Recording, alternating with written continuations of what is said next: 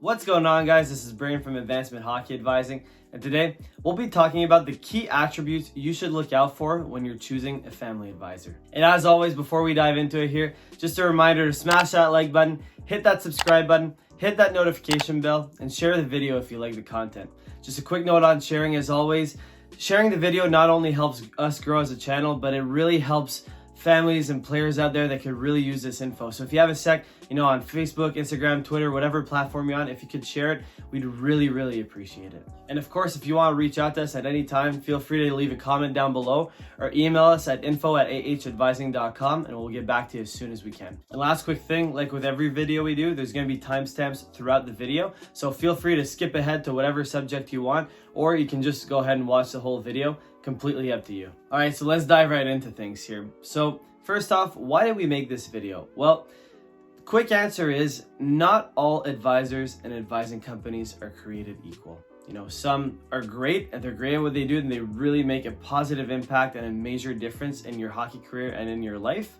And then others will kind of just take advantage of the system. They'll take your money and kind of not really do much with it. So it's really important that you're really weary as to, or not weary, but more cautious as to which advisor you go with, and to really, have a list of criteria that you look for in an advisor. And that's the goal of this video today. We're going to give you all the key attributes and the key things to look out for. So whenever it does come time that you do have to pick an advisor, you pick, hopefully the right one with this set of criteria. And before we dive into our list here, I just want to stress that the biggest point with anything in life, not just with picking advisors, but with anything, is to think critically and do your research. Really, think about, okay, is this the person that's really going to help me go forward? Is this the company that's going to help me? Is this really true what they're saying? Really think critically and then do your research on them. See, for advisors in particular, where they've played and all this kind of stuff, right? What the results are and who they've promoted. Just really to think critically, do your research, do your due diligence before you make big decisions. That's the biggest point I want to get to you guys before we dive into the list. But without further ado, let's dive right into the list of attributes here. All right, so first and foremost, and this is actually going to sound pretty silly, but it is true, and that's to make sure the advisor has a clean background check, that they don't have criminal records, that they haven't done anything shady in the past, to really make sure they don't have skeletons in their closet. And you guys are probably thinking, really, this actually happens? Yes, it does happen. There are so-called advisors out there that call themselves advisors that do not have a clean background check. So first and foremost, please do your due diligence and research them up online, and check, making sure they haven't, been arrested or anything like that in the past. Really important. All right, so assuming that the due diligence is done and that the advisor passes the background check, hopefully, fingers crossed, at this point, we move on to what I think is the most important point, and that's the overall chemistry that you have with the advisor or the company. And now you're probably asking yourself, well, how exactly do I know if I have good chemistry? Well, the biggest thing I go with is my gut. But saying just going with your gut is kind of generic and not great advice. I would say I ask myself a set of questions real quick, and then I see what my gut reaction to that is. So the first question I ask is this someone or an entity or a company or something that I want to be associated with, that I want people to know that I'm with them and that's gonna, help me forward? If my gut feeling is not quite sure or is a straight up no, probably best not to pursue, that advisor or go with that person or company, right? That's, just my advice to you. If your gut's saying no on that, I would just say probably, best to look elsewhere. The next question I ask is, do I feel energized or drained after talking to them? We all know that feeling, right? Whenever, we feel energized after talking to a person and we feel good about it, or when we feel drained and kind of not depressed, but, almost like low energy, like you didn't have a good feeling or whatever. If you're more on the side of feeling drained on a consistent basis, probably not the right chemistry, and I would say probably looking elsewhere at that point as well. And the last question I ask myself to determine if I have the right chemistry and that you should ask for an advisor is, does this advisor or company have my best interest in mind, right? When you ask this, go to your gut and think, okay, yes or no. If it's on the side of yes, great. If it's more on like, I'm not quite sure how to put it, I just don't know, or it's a straight up no, again, probably best not to pursue this advising company and to look elsewhere as well. So the take home message I want you to remember about chemistry is to always trust your gut when asking these questions and potentially other questions that you ask yourself too. Go with your gut, trust your gut. It's usually right, almost always right in all honesty. Where we start to veer off is when we start rationalizing things. So definitely just trust your gut when you ask these questions. So moving on to our next attribute here, which is actually very closely connected to chemistry, but it's a little bit different. So we kind of put it in a section of itself, and that's professionalism, right? How professional and how does the advisor present themselves? How does their website look? How does their social media look?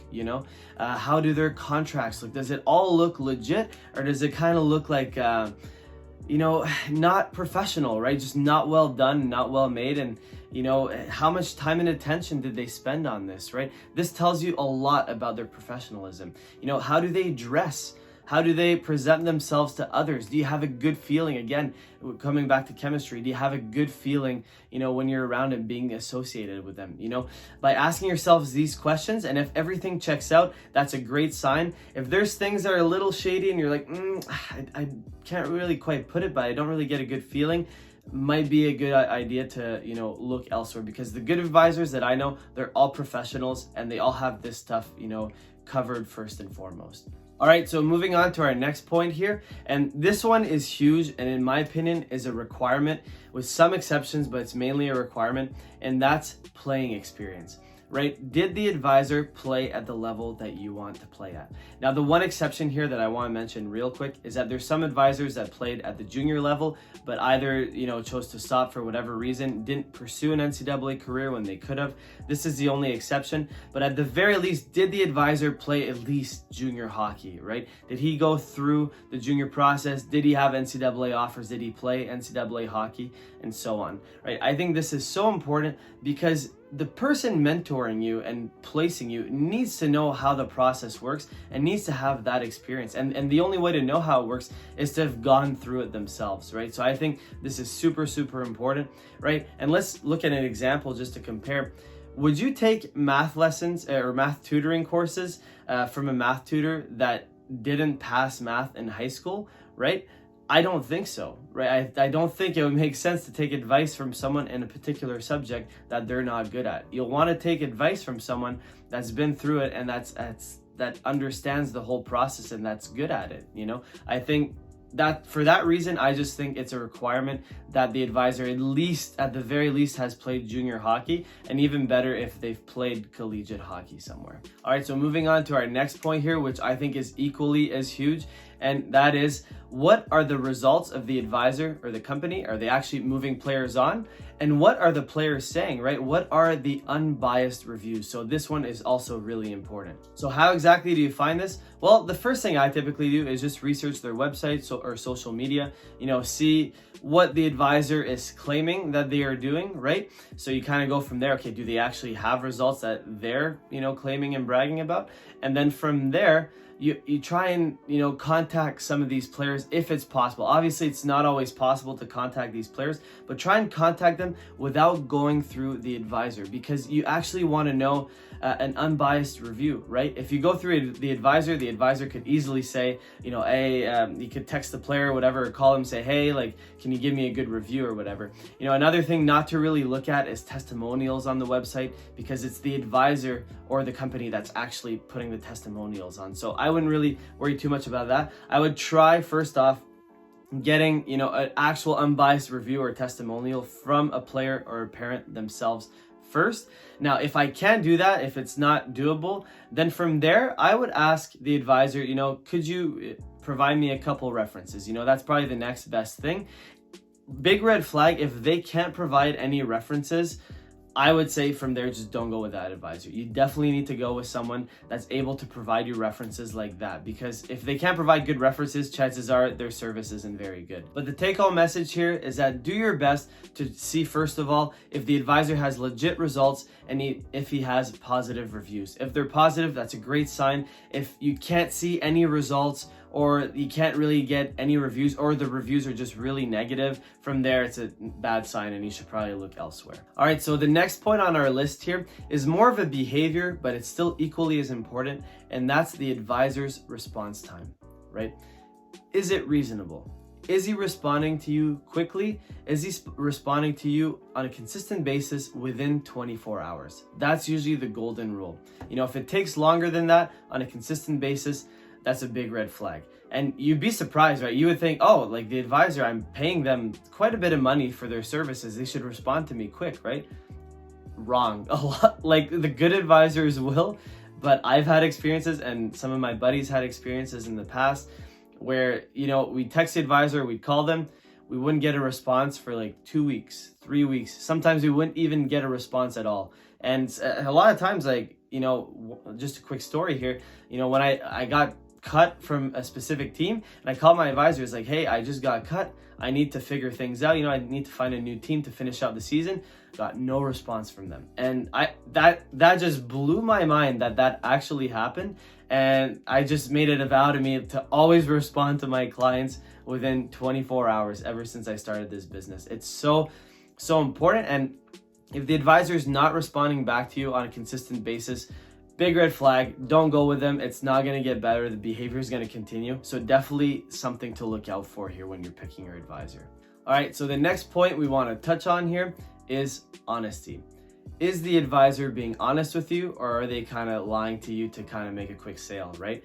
Now, for me, I really value honesty. I'm not someone who I wouldn't consider myself brutally honest. I would say that, I'm honest in a tactful way, so the people I talk to receive my message, but at the end of the day, I'm going to tell them what they need to know so it can help them advance to, wherever they want to get to. So I think honesty is super important. Now, other advisors out there, what they'll do is inflate the truth a little bit, stretch it, and kind of promise hopes and dreams to players that might not be realistic. And what that does is it kind of allows them to get a quick sale, because we actually sometimes lose out potential clients because we're more honest with them, whereas other advisors will kind of boost, their emotions and promise them the world and everything, that all their hopes and dreams will be accomplished if they sign with them. So they end up going with them.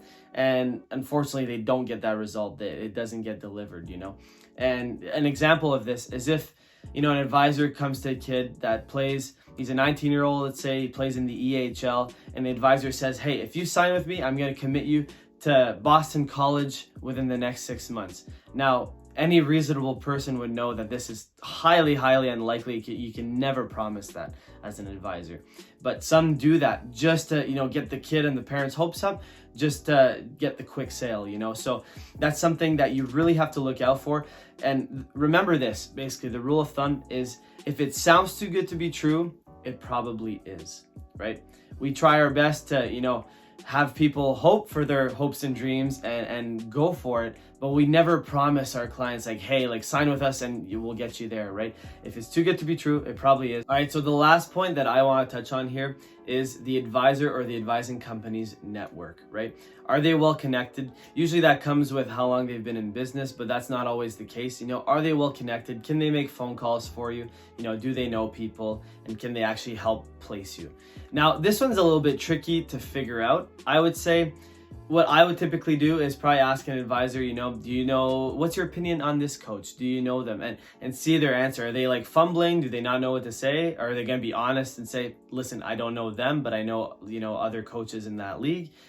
See what they say and kind of get a general vibe from here. And again, go with your gut, right? Go with your gut. If they seem like they're kind of give you the run of the mill and they don't really know and they're fumbling with every coach that you ask, chances are they might not be that well connected. But if, they say, hey, yeah, I know this guy, blah, blah, blah. They say, good stuff about him or bad stuff about the coach or that whatever, they say something about them and they seem to, be well connected. That's a good sign, But a quick note on network though, obviously nobody knows everyone, right? No advisor has every single contact on their phone, on speed dial that they can just call at the whim, right? Nobody is like that. Nobody I know of anyways. And everybody has closer relationships with some coaches than others. Like for us, typically, we deal a lot with CCHL coaches, so we know them extremely well. Versus, we don't know, let's say, the AJHL coaches in Alberta all that well, right? Because we're located in the Ottawa region. So that's just an example. But overall, you want an advisor that's at least fairly well connected, right? And that knows other advisors that could help them with contacts if ever they don't have them. So that's just something that you want to keep in mind as you're picking your advisors. All right, so let's just do a quick recap here. But before we do, I just want to say that no advisor is perfect, right? I'm not perfect. The advisors that I typically work with, aren't perfect either, and nobody is. So that's not the point of this video, is to try and get you to pick the perfect advisor. That's not doable. But the point of it is to help you see the key attributes that you should look for in an advisor and try and pick the one that has the most of those, right? Try and, stay away from, have better judgment to stay away from the ones that are really not going to help you, and use these techniques and guidelines here in this video to help you find the ones that really will help you to get to where you want to get. So that's the whole point. But yes, moving on to the recap here. So first and foremost, think critically and do your due diligence by doing some thorough research. That's super important. And next, clean background check. Goes without saying, this one's non-negotiable. Have to have a clean background check. And then is to have good chemistry with the advisor or the company. Next is that if they're professional, do you think they're professional? Would you want them to represent you? Next, do they have playing experience at your desired level? After that, do they have proven results and positive, unbiased reviews? And next is a reasonable response time. After that, we got honesty. And last but not least, are they well connected? And that's it for the video, guys. We hope you enjoyed it. If you did, just a reminder to smash that like button, hit that subscribe button, hit that notification bell, and share the video if you really enjoyed it. If you share it, like we said before, you can not only help us grow as a channel, but you're gonna help, players and families out there that could really use it. So if you have a sec, Instagram, Facebook, Twitter, whatever platform you're on, if you could share this content, we would really, really appreciate it. Also, if you want to reach out to us at any time, like we've said before, drop a comment down below or email us at info@ahadvising.com and we'll get back to you as soon as we can. Also, last quick thing, if you want to know more about us, there's a link down in the description and below that you can click, and it's going to give you access to all the different platforms that we're on, all the different things that we're doing. So if you're curious, go ahead and click that link. And that is it, guys. So thanks so much for watching the video. We hope you enjoyed it, and we'll catch you on that next one.